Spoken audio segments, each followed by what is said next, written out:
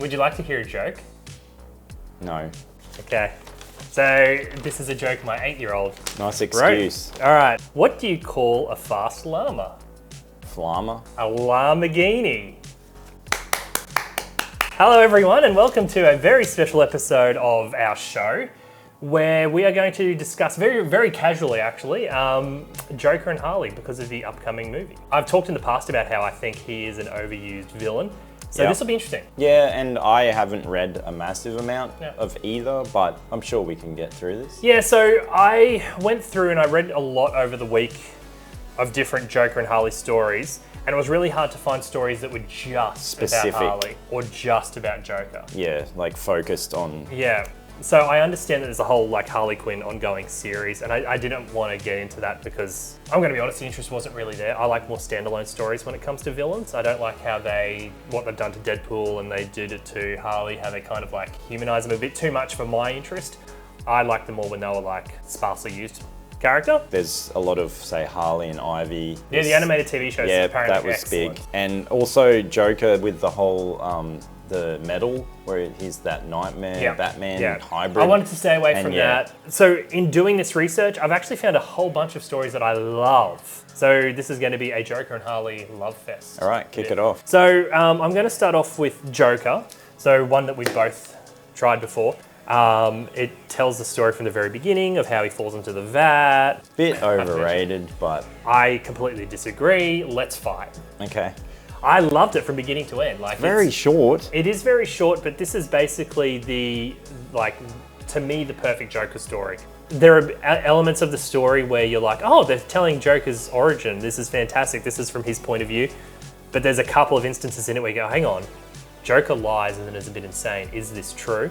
He's smart. He's demonic. Hang on. Are we talking about the Joker or you? Except for the smart bit, don't we? No, I'll take the compliment, thank you. He's so psychotic in it that you actually get why he's such a villain. And what he does to Batgirl in it is horrific. Well, that's probably the biggest thing ever in that. Yeah. Fantastic Brian Boland artwork. They shouldn't have done the animated version though. I feel like that was a bit too... It wasn't enough and they really padded it out and... Yeah, I've heard it's not too good. Yeah. Next we'll go over to... Why don't we do this one? What? Do you know You're what mixing them up. Yeah, that's Harley and Joker dancing. So that was when they were on Dancing with the Stars. And that it was came a good third episode. place, yeah. So no, this is the reprint of the first appearance of Harley Quinn in the DC universe. Do you know where Harley first appeared? No. Are you serious? I don't read Harley. I'm not a fan. God. Not a fan. Why do I do these with you? Well, who knows? I just sit here by myself. Harley first appeared in the Batman animated TV show, created by Bruce Timm and... Yep, you know it well. Paul Dini. I thought I had the book here, that's all. Yeah, thought wrong. Bruce Timm and Paul Dini, and was such a popular character that they introduced her into the DC universe, and this reprints the very first appearance and a whole bunch of one-shots. Would that be a good book for people to pick up if they hadn't read anything about Harley? See, okay, what makes Harley a really difficult recommendation for me personally is this is the Harley I know, this costume. The Harley has gone through thousands of costume variations, and while doing it, they've also gone through a lot of personality changes. So she's still like, I'm wild, I'm crazy, but she's just different now. So I would say definitely recommend this if you want to see where it all began. So yeah, Paul Dini, who co-created the character, actually introduced her into the DC universe proper. So this is her first appearance in the DC universe during the fantastic No Man's Land run. Really good. But standalone, not so much. Lots of different characters in here, but still a good Harley Quinn. And I don't know if you've read this one. Yes. It was a while ago, so... Show them what you're talking about! Well, this one is Just guess, everyone. Well, you don't even know what you're talking about half the time. So this is the classic Joker by Brian Azzarello and art by Lee Bermejo. And it's when he comes out of jail and he has to start all over again, isn't it? He comes out and he literally has no ties. There's none of his gangs left.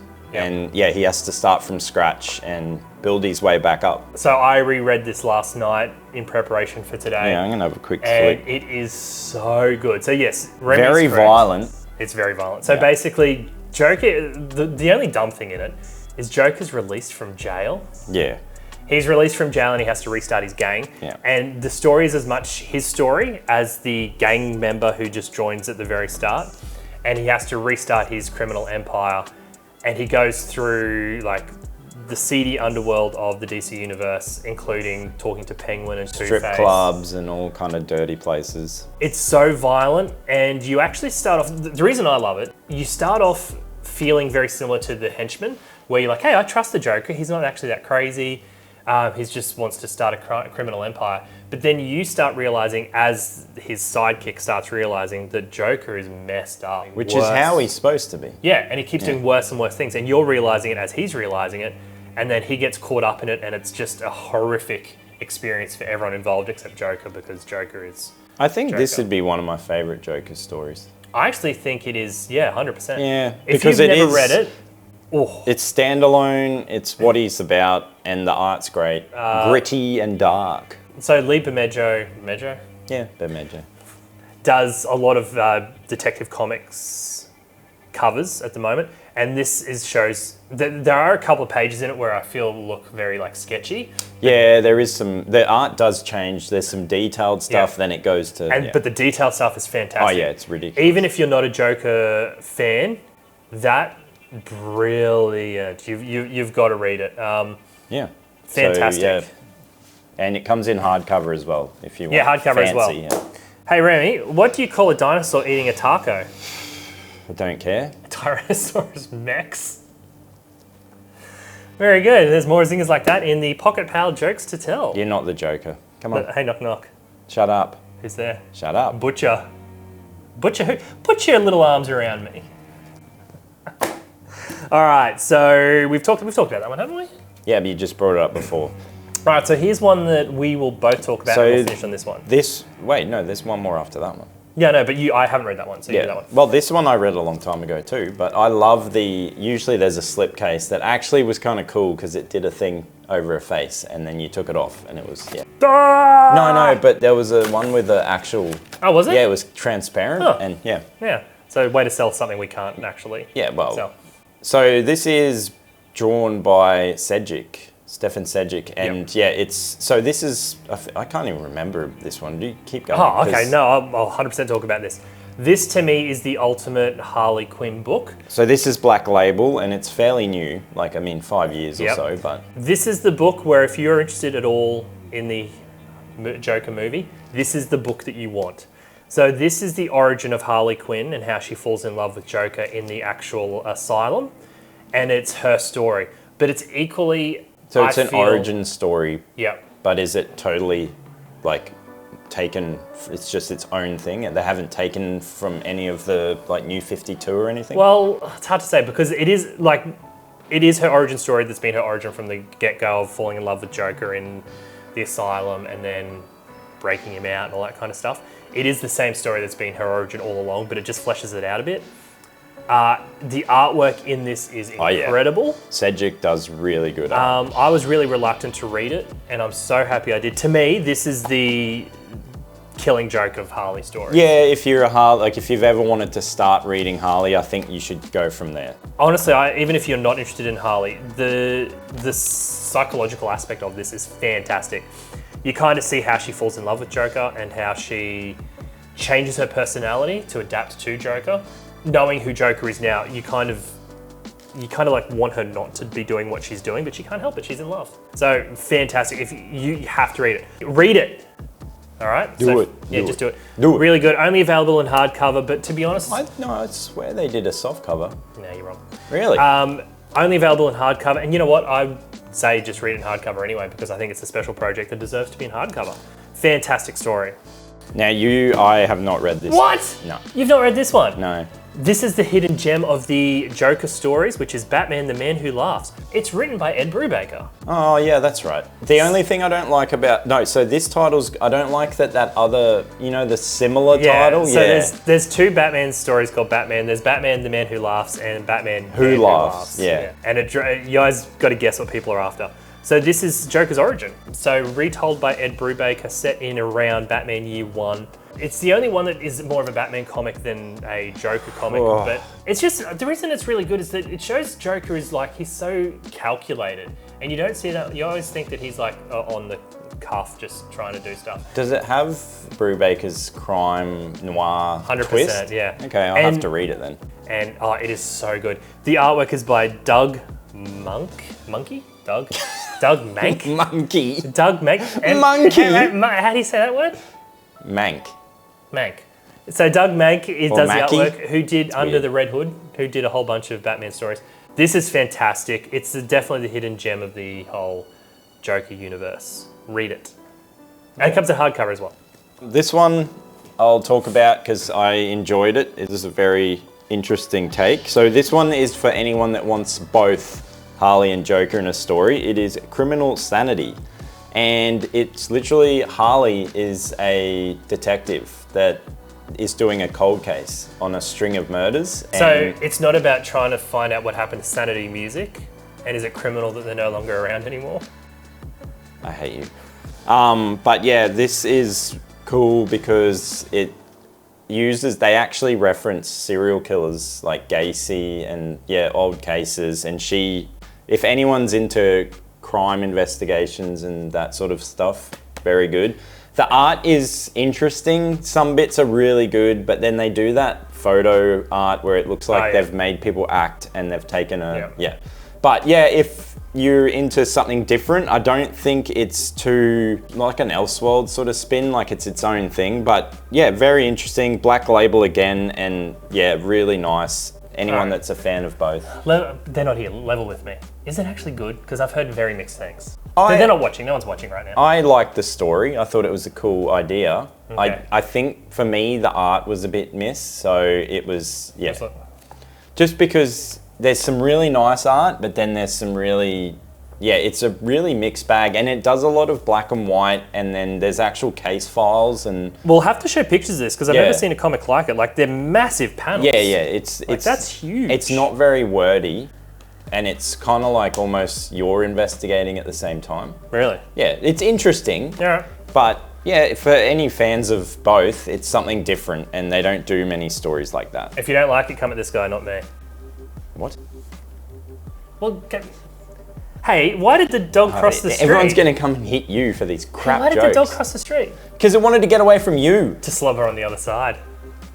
Another gem from Jokes to Tell. Not I'll the end on that Joker. one. So... one of the biggest hyped single issues, because it was only 3 issues, wasn't it? It was only 3 issues. Yeah. They were big issues, but they're only 3 issues.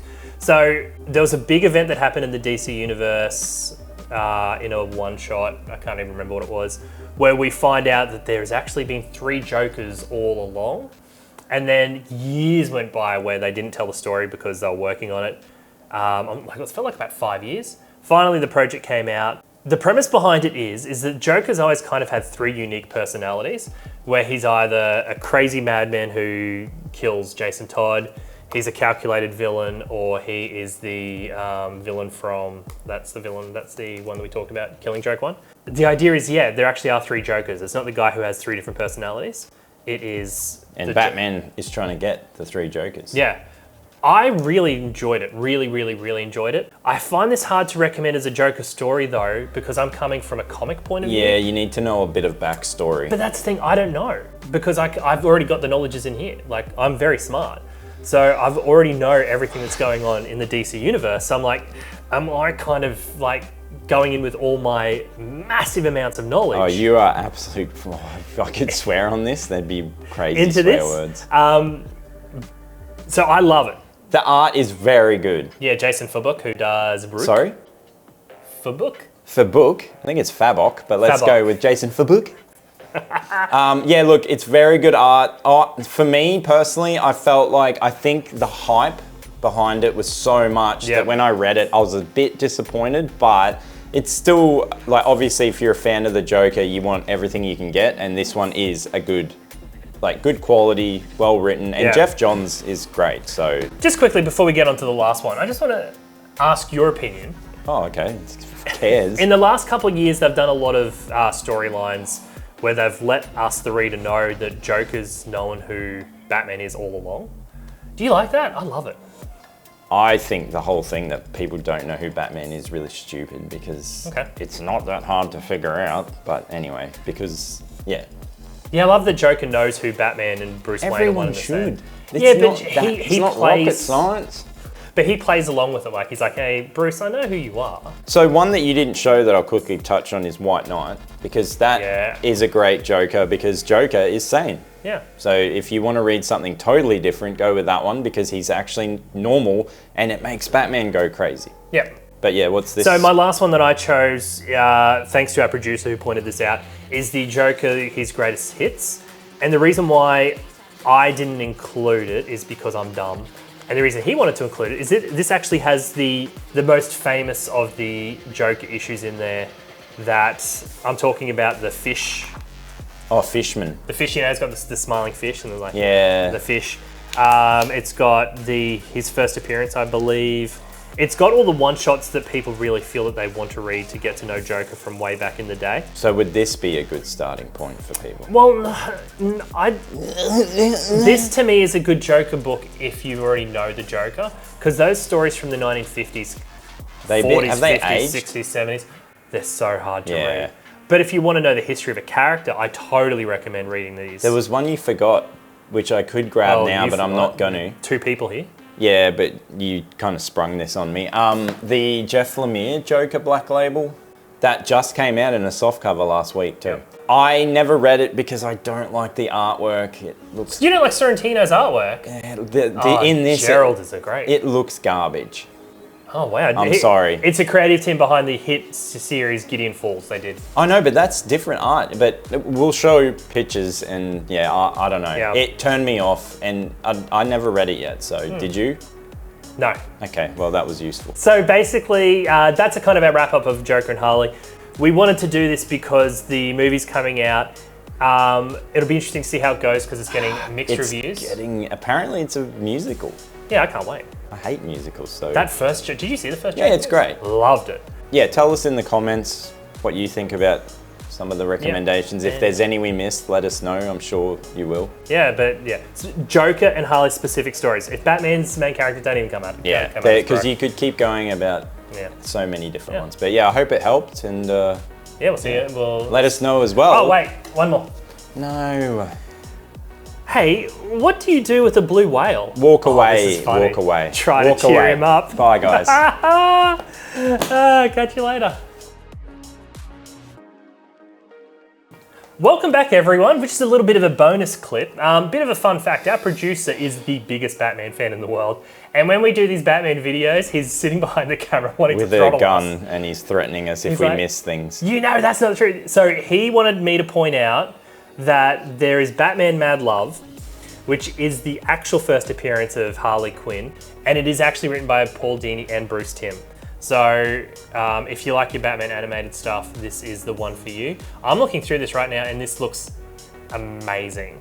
This looks like a Darwin Cook. Yeah. Look at you flip through that. That actually looks really good. I'm going to read that. Thank you very much. That isn't even phony. Yeah, this is exactly the animated stuff. But actually, I think it looks better than the animated TV show. There you go. So yeah, we definitely didn't get made to do this bit, and I'm glad he made us do it. Thank you.